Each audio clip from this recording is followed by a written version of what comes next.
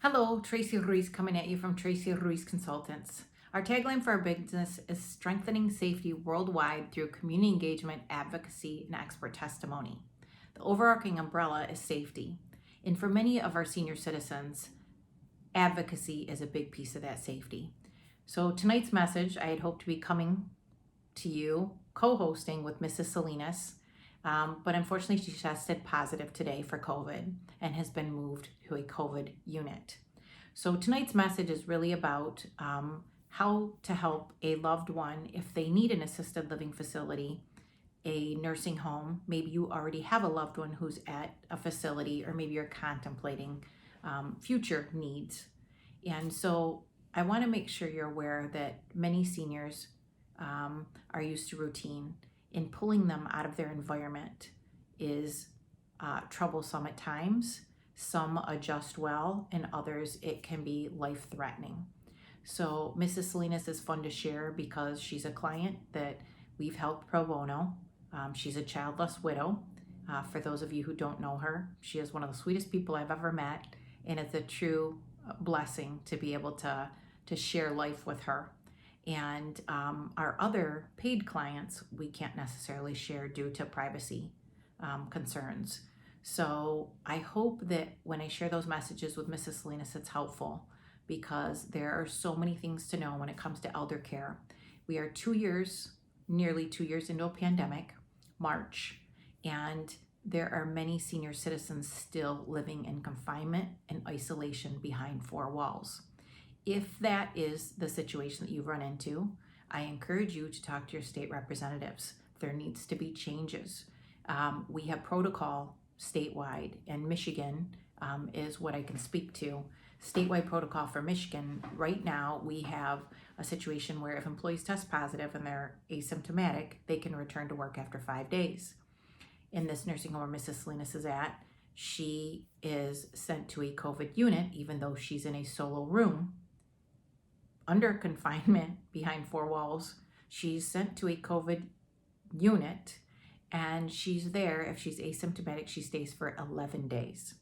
I'm not sure why the employees can return after 5 days and the residents remain for 11, because clearly Mrs. Salinas hasn't been anywhere, so she definitely didn't bring COVID to herself. So if you are contemplating a nursing home or assisted living facility, some of the questions I would be asking are, what are their COVID protocols?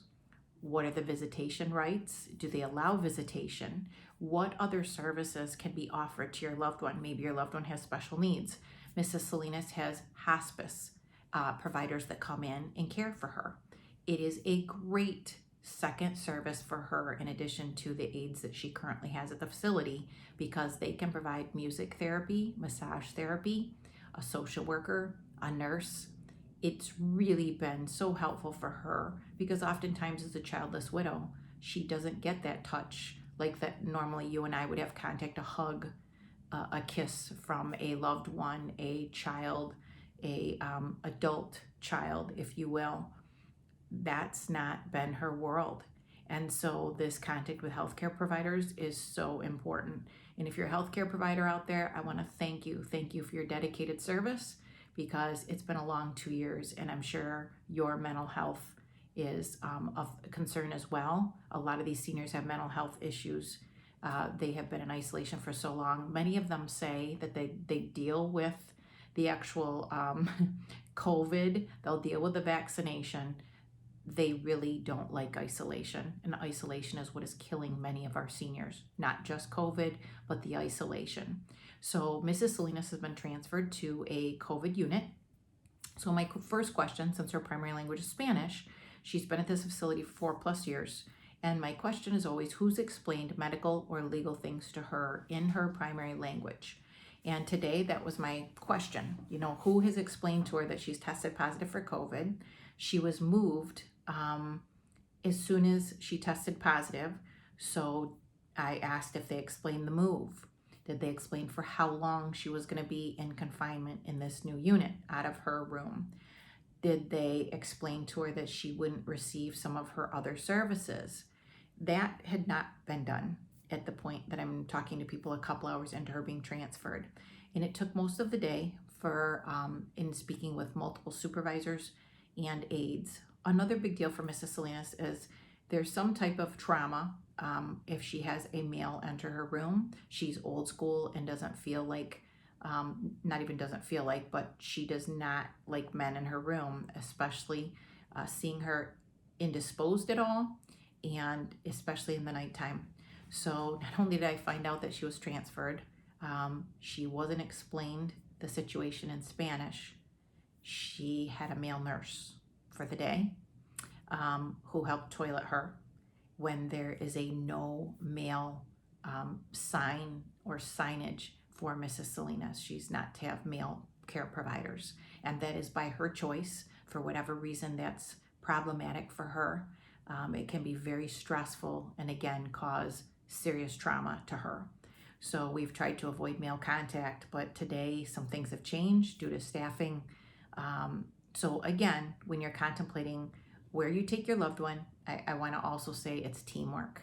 So some people think that when they put their loved one to an assisted living facility or nursing home, their work is done, right? This is when the work begins. So advocacy is really key. If you feel like you cannot advocate for your loved one, maybe you're trying to provide for your family, maybe you're holding down a job, maybe you have other services that you provide as well. For whatever reason, there's sometimes people choose to hire an advocate. If you can't do it on your own, I highly recommend advocacy services. So whether you choose our services or someone else's for an advocate, I highly recommend them because that is a team player that can actually work with the medical providers. And a lot of these seniors don't know where to find the resources. They may not know how to advocate for themselves. They may not want to speak up, or maybe some can't because they're physically or medically incapable of knowing some of these systems or being able to say something to help themselves.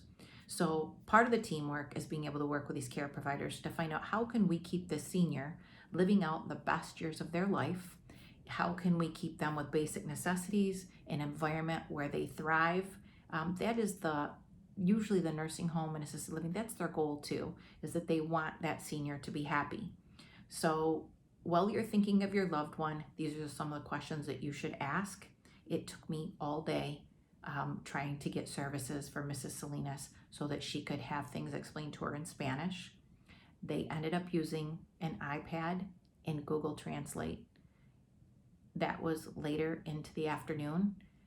Some of these facilities don't have interpreters. Language line, you can pay for them. Many healthcare facilities, hospitals, law enforcement agencies use language line. Dispatch units use language line.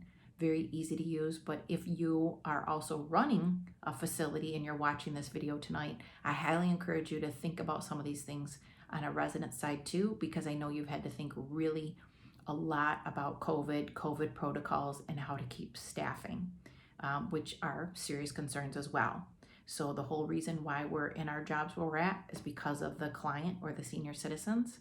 And so I've tried to incorporate that piece, that we not focus so much on the COVID protocols and forget our people, but we actually put the people first. So that is where I'm going with tonight's video.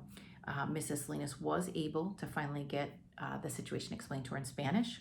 She is going to have therapy services, which will be provided to her while she's in that unit.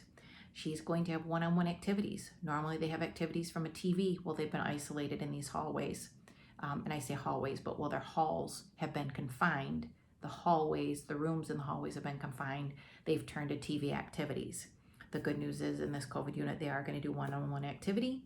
Mrs. Salinas has been able to keep her phone and get some of the basic necessities. We had to iron a lot of those things out today to get her to a place where she could be comfortable.